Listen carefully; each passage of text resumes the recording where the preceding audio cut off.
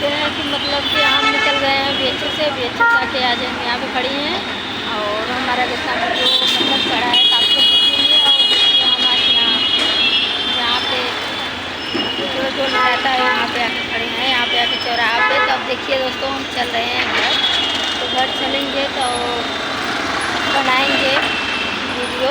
और अभी तो वीडियो नहीं बना पा रहे हैं, हम तो यहाँ पे खड़े हैं, तो घर चल रहे हैं तो वीडियो बनाते हैं।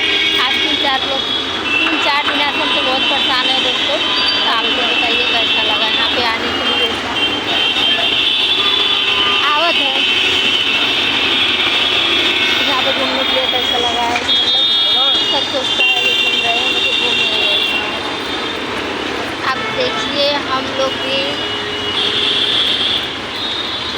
ऑटो कर लिए हैं, ऑटो करके चल रहे हैं। हाँ बैठिए, चलिए दोस्तों देखते हैं। तो हम लोग चल रहे हैं तो आपको देखिएगा, आप लोग को दिखा दिए हैं सब यहाँ पे बैठ जा रहे हैं। और अब चल रहे हैं घर, तो घर चलेंगे तो हमारा जो है पूरा सब वीडियो आप लोग को मिलेगा घर को। तो थोड़ा बहुत ज़्यादा जो है इसीलिए टेंशन था कि मतलब दवा नहीं हो रहा है। अब यहाँ पे तो आ गए हैं, अब दवा होगा।